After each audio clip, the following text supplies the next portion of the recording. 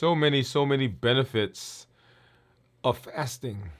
So many things that we talk about. But one of the most important things that we talk about when we talk about fasting is the cellular cleanup process. That's the detoxing of the body, and that's called autophagy. That's what we're going to be talking about tonight as we get into our show. Hey, this is Dr. Dwain Woode. If you're new to me, welcome to our show. That's Wood with an E. The E stands for endocrinology. Here on the channel, I educate, I empower, and I encourage you to take charge of your health and your life, avoid complications, and go to the next level. And in this year, new you, I'm talking to adults with type 2 diabetes who want to put their diabetes in remission, who want to get off of medications, improve their metabolic health, and who want to reverse their diabetes. Hey, glad that you are here. If you're new to me, go ahead and put new in the comments because we'd love to welcome you with a hand clap and some music. And let you know that we're happy that you're here. If you do have questions, go ahead and drop those in the comments.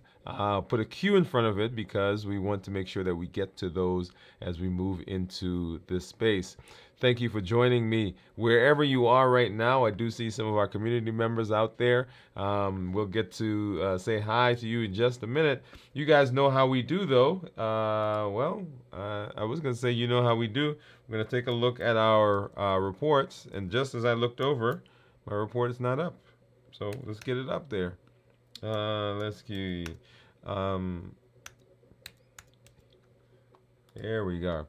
So, as you know, I've got my monitors that we're going to be taking a look at here in just a minute, just off to the side. And I've got a few other things down here that we're going to talk about.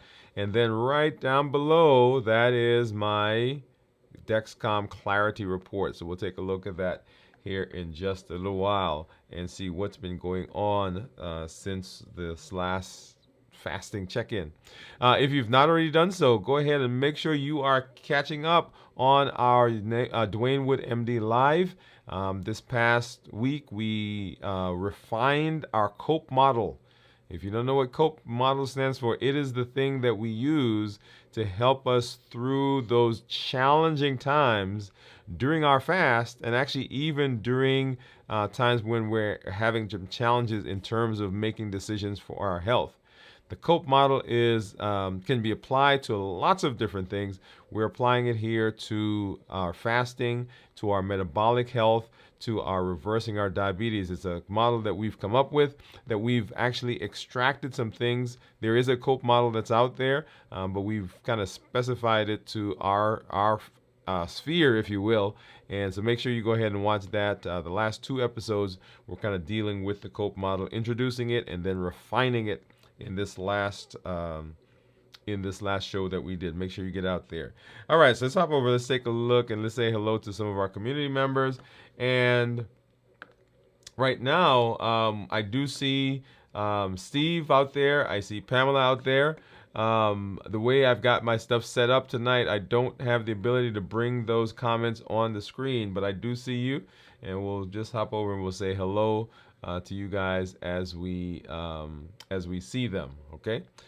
If you saw my stream last night, we did a test stream where we were working some things out. So glad that you are here. Glad that you are hanging out with us. All right, so let's go ahead and let's take a look at blood sugars. Let's take a look at blood sugars, and you'll see there on the screen that is my my Libre. That's my Libre 3, and it's right now saying that my blood sugar is 68. If you look down at the bottom in that green area, not all the way down at the bottom with the checkered green, but the little block of green, that is blood sugars ranging anywhere from 70, which is the bottom dashed line, to about 150, which is what I set my top, my high to. And you'll see that for most of the day, we've been kind of hanging below 100 and actually going lower and lower as we got through the day. And then occasionally, sometimes we dip below 70. And then, of course, now 70, dipped below 70, and we're at 68.9. If I go over to my Libre, or sorry, my Dexcom, right now my Dexcom is saying 83. And my Dexcom actually went out earlier today, probably right around 12:45 this afternoon. And I didn't put a new one on until about 9 o'clock, so just right before we just right before we came on. So 75 is where it started, and then of course now 83. And then for the morning, we were kind of hanging in the 70s and 80s. Okay, 70s and 80s. We'll come up. We'll take a look at that here in just a minute. Let's hop over and take a look at some of my devices that I've got here. And so what I have set up is, you normally know that I have the Keto Mojo, which gives me glucose and ketones. Those are the strips there. I've got my contour strip, and one that I have offside that I haven't brought up here. This is the One Touch VarioFlex. The One Touch VarioFlex, which is another meter. We're not going to use this one today. Keep doing these, but I also brought. Let me move these out of the way. So I brought a couple of other things here. So this is the Lancet that I've been using. This is a single-use Lancet. This one, and of course these are single-use as well. Well, they don't have to be. They're designed to be single-use, but they basically go into a lancing device like this. And I think we did a show where we kind of went on that, but I'll go ahead and do that again. So basically, this part comes off. You twist it off. The lancet goes into the lancing device. And this one is actually not designed for this one, but it goes in there. You screw off the top and then you cover it. Once it's covered, and I'm going to take this out so we can demo it. Once it's covered, then you hit the button and that deploys it. I'm going to go ahead and click it so you can hear it. So when I press the button, the green button, you'll hear, right? You heard that? So let me reset it. Right? So that click is what you would hear when it deploys the Lancet, right? This one is similar to the other one. So basically, you would put a Lancet in, and actually there's one in there. You put the Lancet in here. It resets. You turn the top on. And let's come here. And when I press it, you should hear that click that comes off. Okay, so they all basically work in a similar way. Now this one. Yeah, this one. This is an interesting one because it has, I think this one has what, 5 Lancets that are in here, that are in this device, and this goes into a lancing device. And basically, when you deploy it, a Lancet comes up. You get a finger stick, and then it turns, but there are more in there. I think there are 5 in this one, if I recall properly. Yeah. Anyway, so those are some of the ones that we have. So let's go ahead and drop back over and take a look at our Keto Mojo and our contour. Okay. So let's get a contour strip out.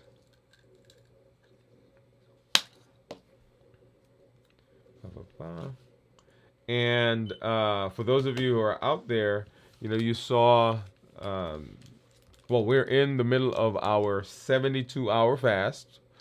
Well, not quite middle. We're a little further in the middle because I'm now 48 plus 3.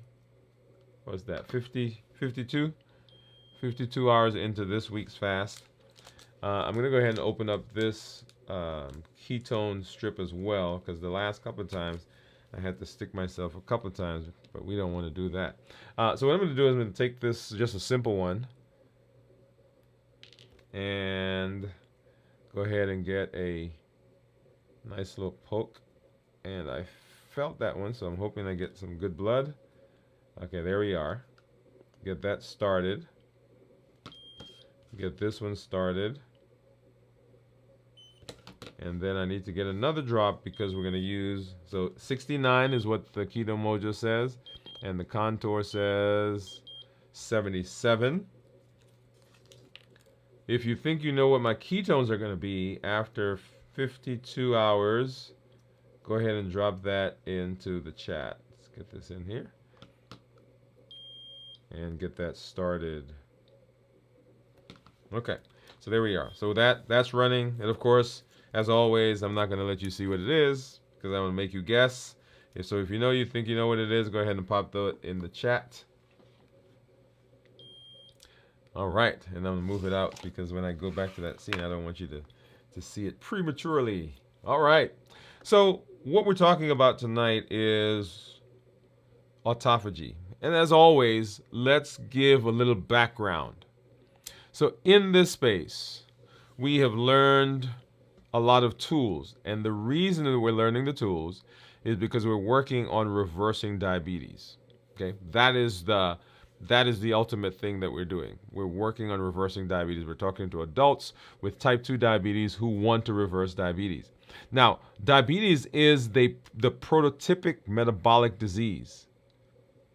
That means that it has components of a lot of the other metabolic diseases that we'll run into, or a lot of them are actually folded into diabetes. So if we can treat diabetes, then we can affect those as well. So what are some of those? Well, they are the typical things that we've talked about when we talked about chronic diseases: high blood pressure, high cholesterol, fatty liver, heart disease, polycystic ovarian syndrome, even some cancers, obesity, metabolic syndrome.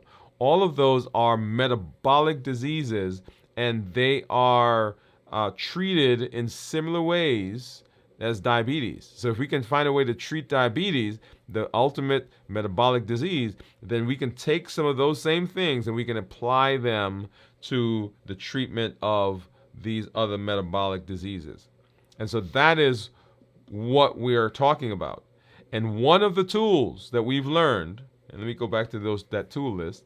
One of the tools that we've learned is the tool of fasting. Why is fasting such a powerful tool? This goes back to our concept of reversing diabetes. We reverse diabetes by decreasing insulin, we suppress the appetite, and we reduce sugar. Decrease insulin, suppress appetite, reduce sugar. And fasting hits all of those pillars. When we're not eating, of course, we're not taking anything in, so we've reduced the sugar. When we reduce the sugar, the body doesn't have to produce as much insulin, and we don't have to take as much insulin. And if that's the case, remember, insulin stimulates the appetite. So if we reduced our insulin, reduced our sugar, then we are reducing or decreasing insulin. So all three pillars are hit by fasting. And so that's the beauty of fasting. And so we are working on learning how to fast successfully. We've gone through several shows where we talked about fasting, and tomorrow we'll do a review of fasting as we do at the end of the week. We'll go through fasting in its entirety, talking about different phases and how to prepare and how to break the fast and so forth. But tonight we want to talk about one of the special things that happens during fasting, and that is autophagy. That's autophagy. So what is autophagy? Here we are. All right, so we're talking about autophagy. And autophagy is a detoxification. Now, a lot of people talk about detoxification, particularly as we get into the new year, the beginning of the month. People are making changes in their lives. They're becoming more healthy. They're thinking more about their metabolic disease. They're thinking more about their weight. They want to put themselves in a better wellness space. And so everybody talks about detoxification. So there are detoxification protocols. There are detoxification diets. There are detoxification plans. There are apps that you can use. All of this with the idea that if we can somehow take toxins out of the body, then that sets the body up in a space to being healthier and to do for itself some of the things that it currently can't. So if we can detoxify the body, then some of our enzymes, our muscles, our organs, our glands work better. So that's the whole idea behind detox, right? So we're taking out toxins that may be preventing the body from working the way it should work. And so that's the idea behind detoxification. And autophagy is a way of detoxifying. Actually, it is the body's natural way of detoxifying itself, right? So what is autophagy? Autophagy simply means self-eating, right? So the body is eating itself. It's cleaning. It's taking out damaged cells. It's regenerating newer cells. It's getting those old cells and creating healthier cells. It's kind of like at your home, you're recycling, and you take old stuff, right? You put it in the recycling bin. They pick it up, they take it away, and then it comes back as something new. I've got a pair of tennis shoes that I went and I bought, and I'm in the store, and I'm going around, and I found some that I really like, and I picked it up and was taking it up, and then I looked down, and it says, I think it was 30%, I believe, made from recycled material. So autophagy. Right? So the function of autophagy is to remove unnecessary or dysfunctional components that are within the cell, and it is the process of acting as an internal recycling system. Okay? That's the recycling system. So autophagy. All right. So I'm going to put a pin here, all right, because you guys didn't remind me. And we're going to jump over and we're going to do a check-in here really quickly. So check-in. So I'm 52 hours into fasting. I want to talk about how I'm doing physically, mentally, and emotionally. Physically, mentally, and emotionally. Physically, I'm actually feeling better than I did yesterday when I did my check-in because I got some rest. After we finished our check-in, I went to sleep, right? I did wake up early this morning because I went walking, but I'm feeling not as drained as I did yesterday because I did get some rest. Things that people will typically talk about is feeling drained, feeling as though they are weak and tired, lightheaded, dizzy, sweaty, feeling palpitations like the heart's racing or skipping a beat. None of those things I'm not feeling. Yesterday I was feeling pretty fatigued, and I got some rest and I'm feeling better. I'm not totally better, but maybe 90%. Okay. So physically. Mentally, I'm feeling clear because I got some sleep. I wasn't feeling bad yesterday in terms of my mentation. I wasn't feeling foggy or like I was in a bubble or in a daze, but I could tell, right, that I was tired. And so because I got rest, my mentation, my thought process is a lot clearer today, this evening, than it was last night when I was here. Okay. And then emotionally, feeling a little down. We were supposed to go on a trip this weekend, but we're having some bad weather, and so the function was canceled. So we've had a bunch of folks that were coming together, and we're gonna have some fun. But because of the weather, that was canceled. We just got the text a little while ago, and so I'm feeling a little down. I'm glad that we're being safe, but I was still looking forward to it. It's the first event of the year. Remember, we went camping back in August. It was every 5 years we have this big camping trip, and this was the first meeting of the new season of the year, right? So I was excited to meet everybody. I'm one of the counselors for the program, and so the people who are new, they're in my class. So I was excited to get to know them. And anyway, but it'll be fine. All right, so that's how I'm feeling physically, mentally, and emotionally. And as you're fasting, as you're putting yourself in a better metabolic state, as you're thinking about being healthier, you want to continue to be checking in with yourself. How am I doing physically, mentally, and emotionally? Not just in fasting, but in all the things that we're doing. As we're talking about being mindful in our eating, as we're talking about emotional intelligence, as we talk about creating a meal, and what medications should I be on? What medications should I stop? All of those things, you want to make sure that you're checking in with yourself, right, to see where you are. Awesome. All right. And I am once again having some allergy issues, so you will see me kind of dabbing. All right. So autophagy. So that's what autophagy is. It is the cellular cleanup process. it is removing unnecessary dysfunctional cells or components inside the cells and acting as an internal recycling system. So, how does autophagy work? Well, one, we detect damage or unnecessary cell components. So, the body has a way of telling when something is damaged or unnecessary. Okay. Now, this is an interesting, important one. Let me say that because it has implications for identifying damaged cells. Some cells that are damaged can be cancer cells, for example, right?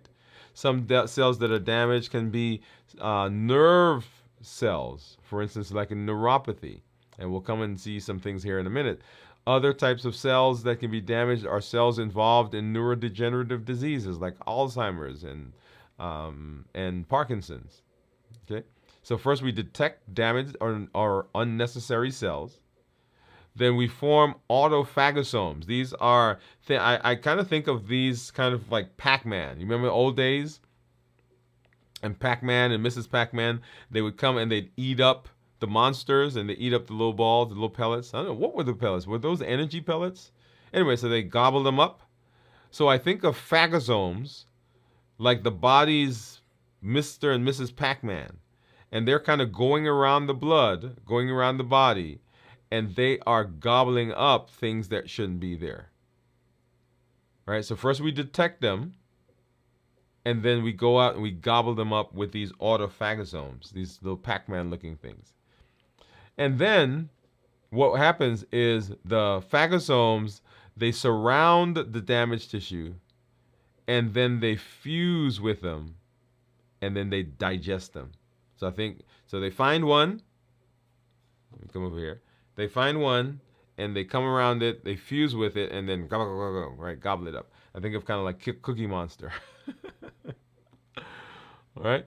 So that's the detection, formation of a phagosome, fusion with the lysosome, and they digest it, and then they break down that thing, that cellular component, that material, that protein, whatever it is, and then they send it off to be converted into energy and to repair the body.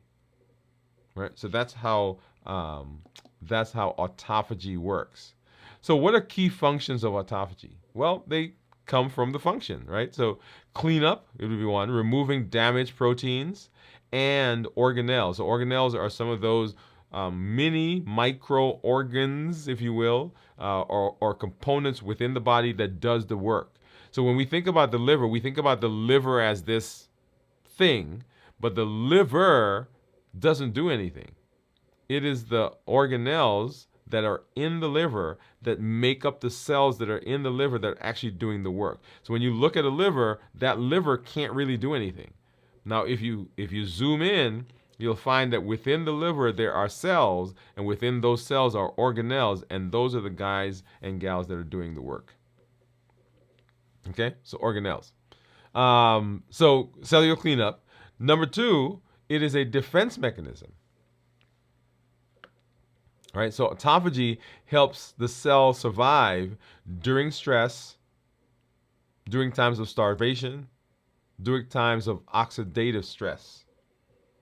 So when there are things in the body that are stressing the body, that are causing damage, toxins, the environment, the food that we eat, autophagy is that process that's there to defend against all those things. So a part of a cell is damaged, autophagy goes, it finds damaged, unused cells, it sends them off for recycling, and it comes back and it can patch that up. A part of the body is damaged, autophagy goes, finds some, I think of this kind of like, oh, here's a perfect one. I just thought about this, by the way, just this moment. So you remember Wreck-It Ralph? Is it Wreck-It or Wreck-'em Ralph? Right? So Ralph was the guy who fixed, well, no, so what was the guy in the movie? He had the hammer. Oh, what was his name? If you're out there and you remember, go ahead and drop that in. What was the guy's name? Anyway, so something would get broken and he would fix it. Mr. Fix It. Mr. Fix It, I think is what he's called. Right? So think of autophagy in that way in this sense. So something gets broken, autophagy goes and finds a component and fixes it. Something is damaged, autophagy goes find something and fix it. Something gets broken, autophagy goes and it finds that stuff, it takes it up, breaks it up, recycles it, sends it off, and replenishes or replaces that thing with new tissue or new cells or new components. And then autophagy rejuvenates, right? So it promotes the formation of new, healthier cells, right? Going along with what we just said about defense. So these are key functions of autophagy. And it's beautiful, right? Because we are in the process of repairing.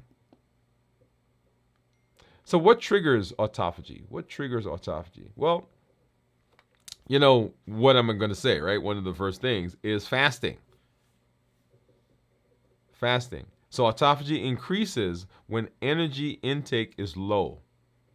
Because the body says, I can't shut down. I've got to keep me alive. And so it goes out and it tries to find, of course, energy. So ketones, right? So it's breaking down fat. But now the body says to itself, well, if my energy level is low, I don't need to keep all that stuff out there that's not working, that's damaged, that's broken, because that stuff also is taking up energy. Right? So think about it. It's almost like having, I don't know, having a light bulb in your house that's short. Right? It takes energy to light that light bulb or put energy in the light bulb, but it just kind of flickers. It's not really doing anything.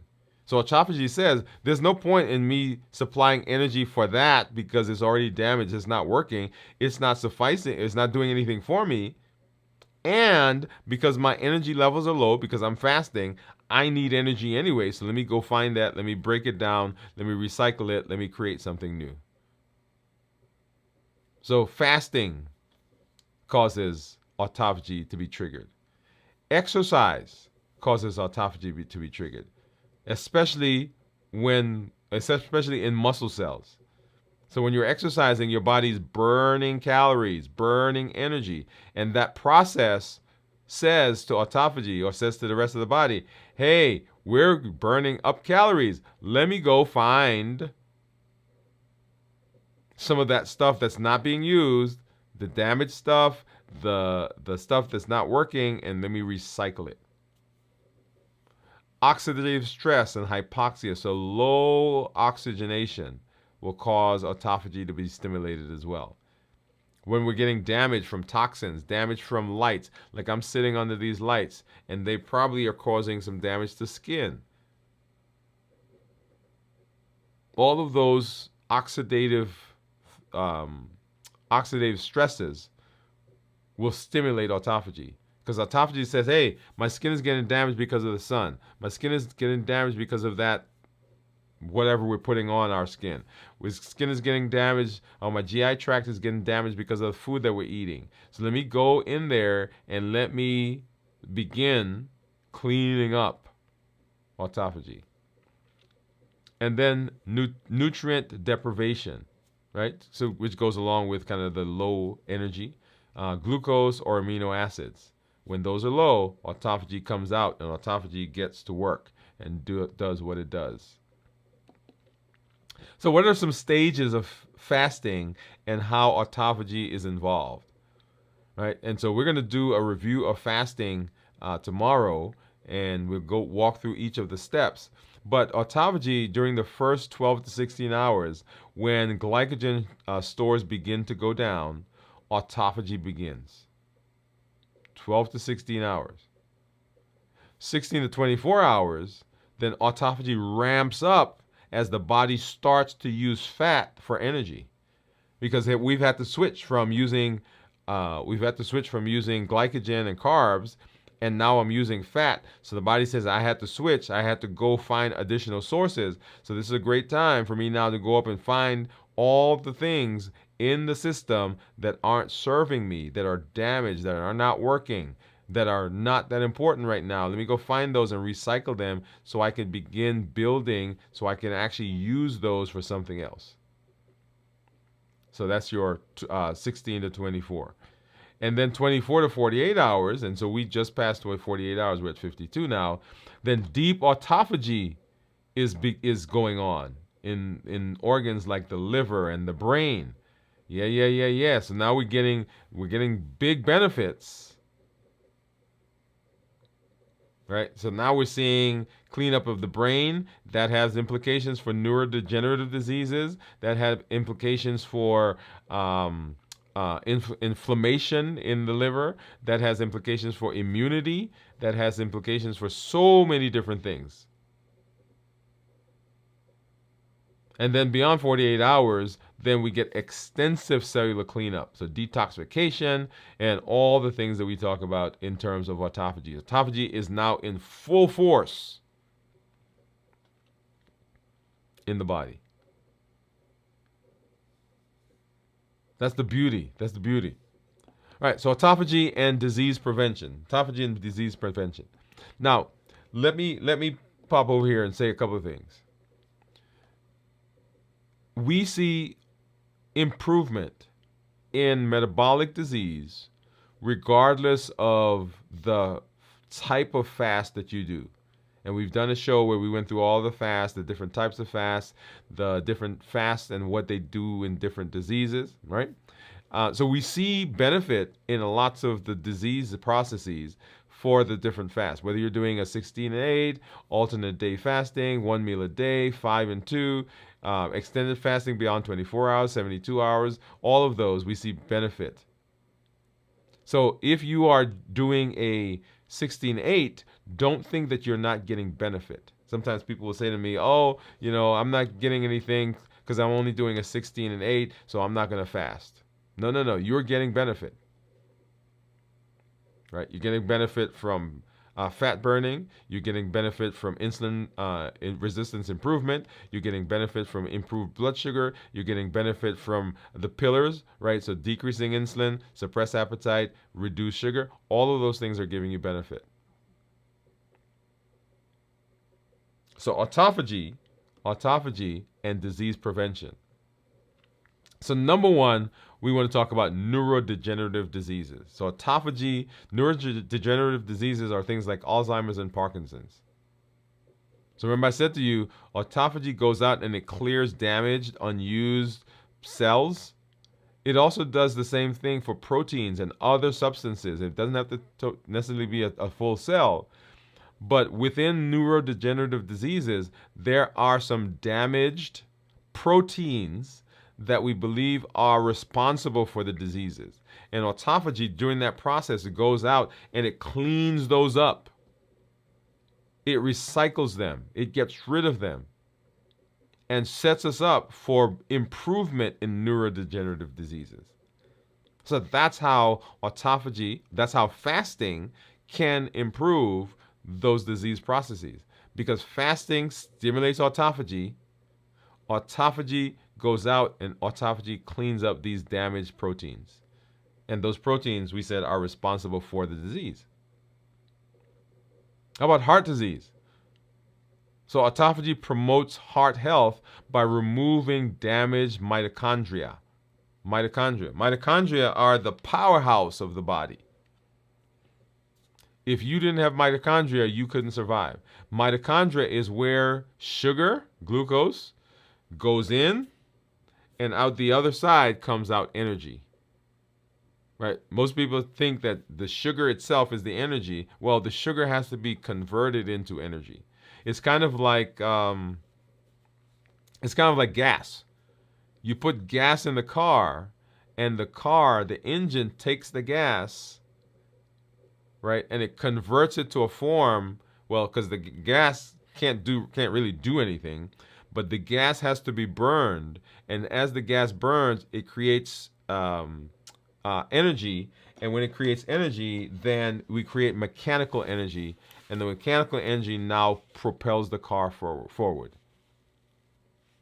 Does that make sense?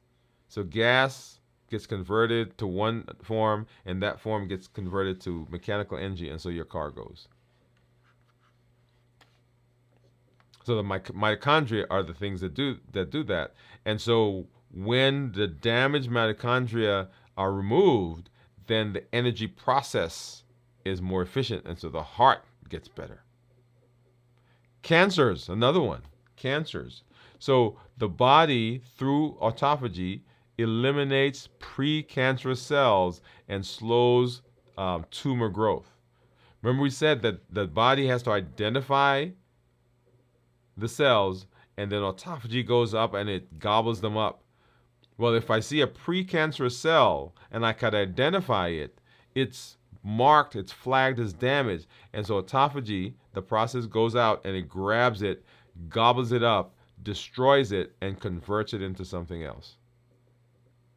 So that's how we get improvement in cancers, and we get slowing of tumor growth because we're gobbling up those damaged cells that can turn into a cancer or cause the cancer to grow. And then type 2 diabetes, autophagy improves insulin sensitivity and regulates blood sugar. It improves insulin sensitivity. Now, we're going to come back, we're going to do a whole show where we probably talk about that mechanism and the process that's going on there. We're still learning a lot about it, by the way. Right? A lot of autophagy, and autophagy is a relatively new concept. There, we got someone got a Nobel Prize for this just a few years ago. So relatively new concept. Okay, so autophagy, disease process, disease prevention. So autophagy also can help promote longevity.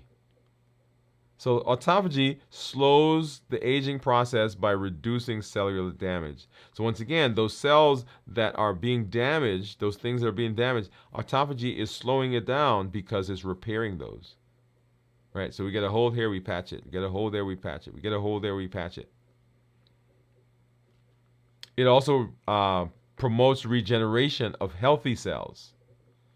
Right? So cells that are damaged, it fixes them or recycles them. And then the healthy cells, it says, hey, come on, let's get more of you.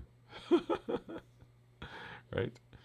And it helps prevent age-related diseases by cleaning out dysfunctional components. Amazing. So how do we boost autophagy?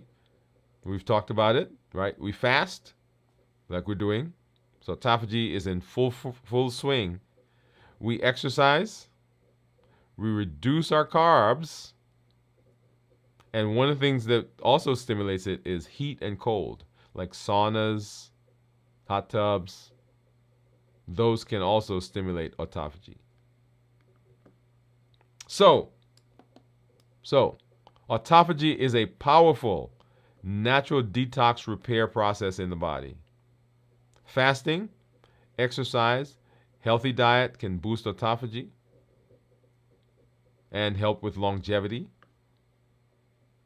And the idea is that autophagy really is a side effect of the process we're doing to improve our metabolic health. I want you to notice that, right? So we're improving our health, and as a process of that, as a part of that, autophagy comes along. It's kind of like the weight loss that we see when we're improving our metabolic health with fasting. The weight loss is a side effect. It just is it's a part of what's coming. So the question for you, are you ready to start? Right? So you want to start your journey with mindful fasting and supporting your body in its natural repair process. That's the process of autophagy. All right. So let's see. So Jennifer, hey. So let's see who we got. We got, of course, Steve, we said hello to. Pamela, hello. And we've got Jennifer. Hi, Jennifer saying howdy. Steve, hello, ladies. She said your ketones are always close to mine. I'm at 2.2, so I'm saying yours going to be 2.5. So Steve is answering the question, what do you think my ketones are going to be? Right? What do you think my ketones are going to be? So let's go ahead and, well, before we go to ketones, what I want to do is I want to hop over and take a look at blood sugar and on my report. Okay? So let's go ahead and let's hop over and let's take a look at my report. And that's my Dexcom Clarity that you see right down below. And then we'll come over here to look at this guy in just a minute. So let me go ahead and get my mouse turned on. Okay, and I like this view. There we go. And so you'll see there my average blood sugar 129. Here is, I mean, in target 90% of the time, target being 70 to 180. My glucose management indicator is 6.4. So if I were to get an A1C based on these numbers that the report is showing, my A1C would approximate 6.5. So glucose management indicator is a calculated estimate of what the A1C should be. If I go to look at my 90-day average, it's probably going to be 130 or something like that. 135. In target 85% of the time. 70 to 180 is my target.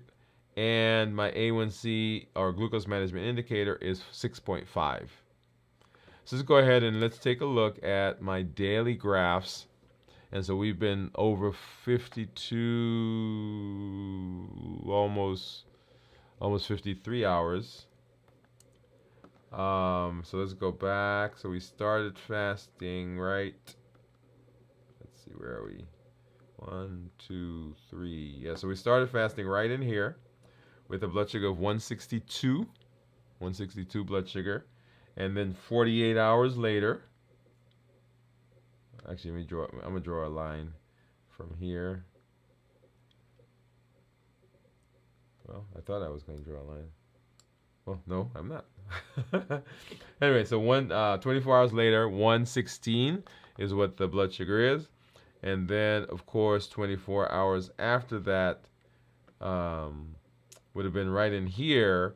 But because I didn't have the sensor on, I don't know what that number is.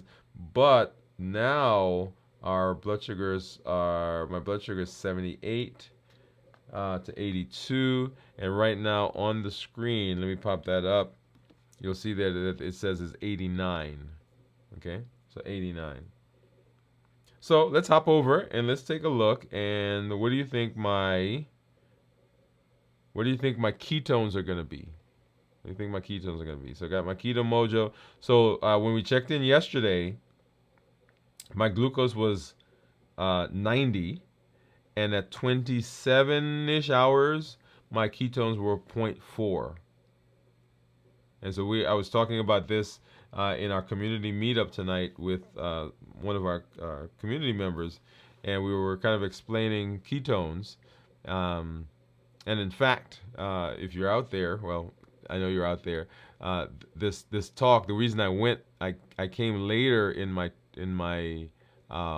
live, because we talked about me going live earlier, was I wanted to change my discussion and talk about autophagy, because you asked about that, by the way, in the community meetup tonight. So this is a shout out to you, and just a discussion that I wanted to have, because I'm sure everybody, or not everybody, but a lot of people have the same types of questions. All right. So anyway, so that's my that's what my ketones were last night. Let's go ahead and let's see what they are now. So let's go ahead and get this strip out and turn on the meter. And it should begin syncing there in just a minute. If it doesn't, we'll hit the button. Yeah, let's go ahead and get it synced. And so for those of you who are out there on Instagram, thank you for joining us as well. I see several of you out there. Really appreciate you guys. And so let's see, what do you think? So Steve said, let me go back and see what Steve said. Steve said 2.5. Um, and let's see. Drum roll, please. So 69 blood sugar and 1.1. So Steve, wow, you're right. We're farther away from each other than normal. Okay. So 69 blood sugar and then ketones 1.1. Let's take a look at the graph, and you'll see there as my blood sugars. Let's take a look at the left part of the graph. So the turquoise line that's ketones. Oh, let me go over here. Oh, yeah. So the turquoise line, those are ketones, and the tan line, that is blood sugar. So as ketones have gone down, as I'm eating, well, let me back up. So as I've eaten, when I broke my fast last week, I ate. As I ate, the blood sugars went up. When blood sugars go up, insulin also has to go up because the body has to produce insulin to treat the sugar. Insulin and ketones can't be in the same space, so by virtue of that, the ketones begin going down. So that's why you see as the tan line went up, the turquoise line, dashed line went down. And then as I started fasting on the right part of the graph, as I started fasting, blood sugars are going down. If blood sugars are going down, so is insulin. And when insulin begins going down, then the ketones begin to rise. Okay? And so that's what you'll see there. So talking about ketones, ketones that are less than 0.5 are considered normal. 0.5 to 1.5 considered nutritional ketosis. And then above 1.5 considered therapeutic ketosis. So if we were talking about ketones and we're talking about staying in ketosis, fat burning, transitioning from glucose to ketones for energy, then we're talking about having ketones at least 0.5 or higher. Because then we know that you have ketones in your body. Now, one of the points I was making in our community meetup tonight was that even if you are not in a ketogenic diet, even if you are not trying to maintain that, probably everybody on the planet at some point does have ketones. Because ketones simply mean that your body, for a period, was not able to burn carbohydrates, so it started burning fat. And that happens to a lot of us when we sleep.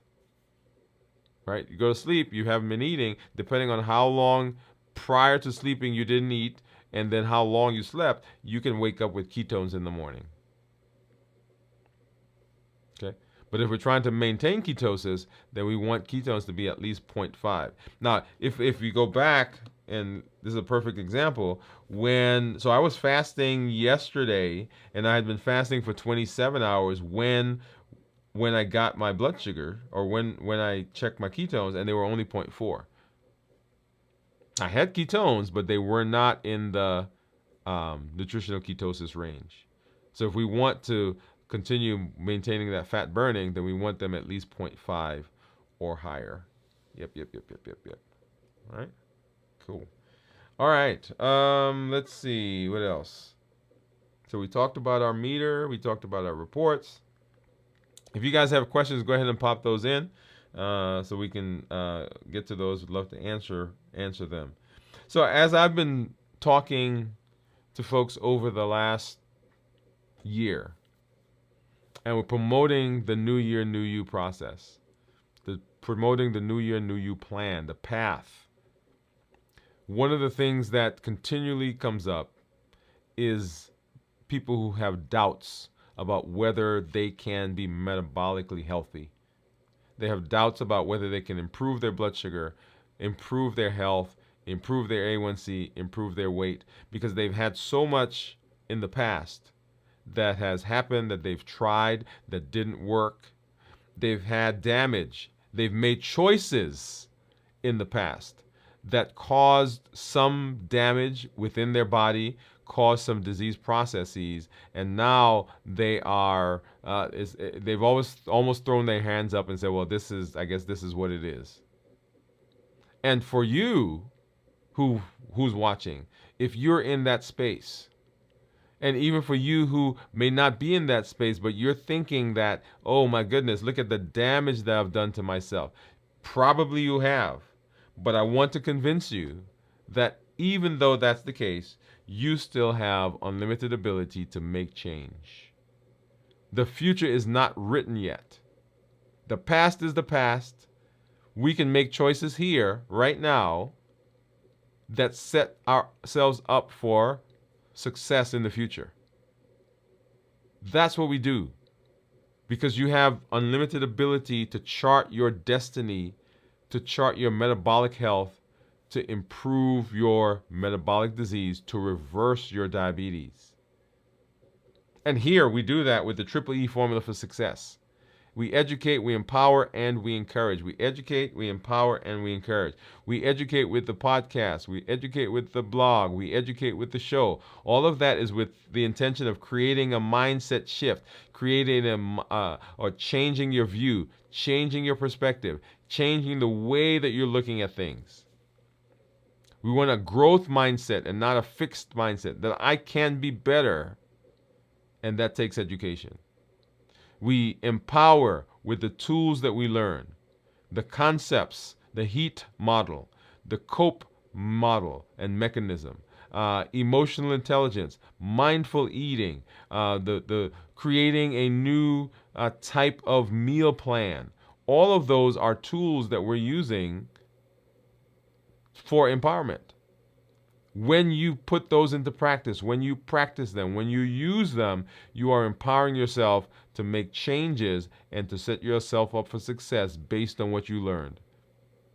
And then we encourage with the community that you are part of, community that you are helping to build, the community that you enrich every time you come and share your story. We educate, we empower, and we encourage. And remember, as we are in the space of doing and moving and improving and growing and getting better, one of the big things that we've got to take care of is our food. Food as medicine. If we can manage food, then we set ourselves up for success. And there are triggers, things that will push us off of our eating plan, things that will push us in a direction that we don't want to go. We've made a decision that we're not going to eat a certain thing, or we're going to eat a certain way. And these triggers will push us away from that. And it's given by the HEAT model. Habits, emotions, access, and taste. The habits that we formed. Not that we're hungry, but we have these routines that we've gotten into. We have these social cues. Everybody gets up and they're going to lunch, and we're not hungry, but we're going to eat anyway because that's what we do at lunch. We go to the movies and we eat popcorn. You go to meet a friend to talk, to sit, to hang out, and what do? We have coffee, we have tea, we have juice, we have a soda, we have a muffin, we have a bagel with cream cheese.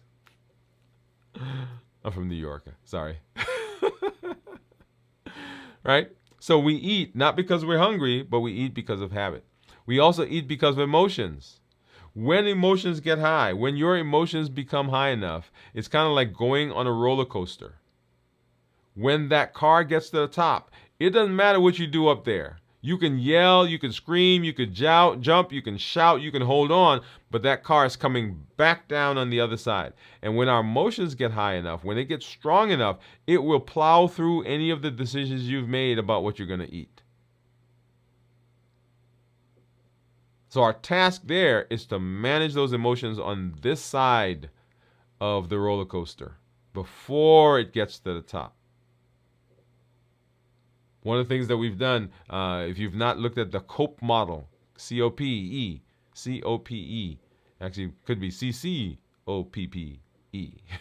but COPE model. How do you cope? Are you coping or are you avoiding?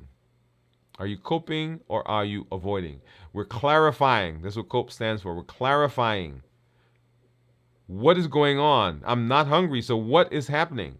What triggered me? What's happening in my mind right now? We're observing. Where do I feel it in my body? We went through an exercise on our show this past week where we walked through the body scanning to see where we're feeling those emotions. We name the emotion. I'm angry. I'm frustrated. I'm lonely. I'm tired. I'm bored. I'm depressed. We name it. We clarify. We observe. We pause, we process it, and we pick another way of dealing with it other than the food or other than the buffering behavior. Let me say it that way. For a lot of us, food is a buffering behavior. And then we execute. We clarify, we observe, we pause, process, pick a different way, and then we execute it. And then we say, hey, did it work? We evaluate. That's the other E. Okay? And then access. When things are just around us, we eat because they're just around us. I cannot bring nuts, almonds, cashews in here.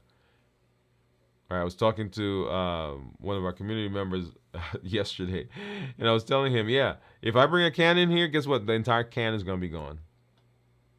So I know myself. So I don't bring it around.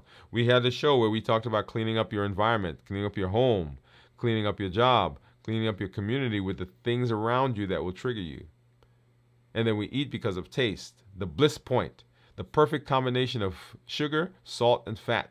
That's what the food manufacturers want. They don't want you to just eat one. They want you to eat more and come back for more and more and more. And that bliss point, that food that we're chasing, it is what food does for us. It's not the food. It's actually not even the taste. It's the memory that it brings back to us of that time we went to that place and we ate that thing and we felt that way. Or the calm that we think it brings. Or the relief that we think eating the chocolate gives us. Lowers the cortisol level. It tastes so good. Oh, it puts us in that space. So we eat because of habits, emotions, access, and taste. And then, of course, as we've been talking about, the pillars for reversing diabetes. We decrease insulin, we suppress our appetite, and we reduce sugar. We decrease our insulin, we suppress the appetite, and we reduce sugar. And fasting is a wonderful way, a powerful tool that hits all three of those pillars. And then when you show up, y'all, when you show up, make sure that you are getting involved, that you are doing the challenges. Every month we have a new challenge. Every month we're working on implementing the things that we're learning. We're learning tools on how to do that. Don't just let these be things on the shelf, but get in there, jump in, and begin working on the tools. Begin doing the challenges. And then claim your seat when you come. Say, hey, I'm here. I'm fasting. Hey, I'm having success. Hey, I've lost weight. Hey, my A1C is better. Hey, I'm getting off of medication. Hey, I'm losing weight. Did I say lose weight again? Okay, I said that twice. But you get the idea. Because when we hear from you, when we see your successes, then we know we can do it. When we see your struggles, we can come around, we can rally around you, we can give you support, and you know that you're not alone, and we also know that we're not alone. And then invite a friend. There are over 1 billion people on the planet right now that are struggling with diabetes or pre-diabetes. You can be a voice of change. You can be a voice of change that changes the trajectory of your family, your friends, your community, your church. Say, hey, there's a place where we can go and we can get information on how to improve our metabolic health. Let's go do this together. Don't just send them to the channel. Come alongside them. Be a mentor. The new year, new you process. If you've been following, this is the process that I want you to begin walking people through. The shows, the process is on the channel. It's in the playlist, How to Reverse Diabetes. Say, hey, let's go watch this together. Let's work with this together. We're going to be putting that together in another way, probably a workbook that you can walk through with those processes. But it's there. Invite them. Come with them. And let's do it together. Awesome. All right. So I'm always happy. I think I say that all the time. I'm always happy when I'm here, being able to hang out with you guys. Let's see. So Jennifer says, good night. Steve said, thank you for covering autophagy. I've been reading about this. Thank you for stopping by. And all of you who are out there on Instagram, thank you for being here. Hey, I see some of my people. Some of my family members are out there too. So thank you guys for coming through. I got to get over there to hang out with you. I was talking to Ez. But yeah, I got to get over and hang out with you guys. So always glad that I'm here. Always glad that I could spend time with you. We're going to be doing our check-in tomorrow where we walk through fasting. You don't want to miss that. We're talking about how to prepare, how to get through a fast, and how to break a fast successfully. And we'll go through what's going on in your body, how your body changes during the different phases of fasting. You want to be in the place for that tomorrow. And then on Saturday night, don't forget, we're going through videos from the vault where we're looking back at some of those landmark videos that we've done over the course of the channel. And then on Sunday morning, 6 a.m. Central, we'll be doing This Week in Review. For those of you, if you've got family members, people in your community that have missed the shows as we've gone through the week, then we do that on Sunday morning with a recast and with some commentary in between, with some introduction and some comments about getting into the show. Make sure that you join us. And then always, on Monday, 7 p.m. Central, right here, we'll be doing Dwain Woode MD Live. You want to be sure that you are joining us. As I always say, this is Dr. Dwain Woode. That's Wood with an E. The E stands for endocrinology. Here on the channel, I educate, I empower, and I encourage you to take charge of your health and your life, avoid complications, and go to the next level. And in this year, new you. Good night, everybody.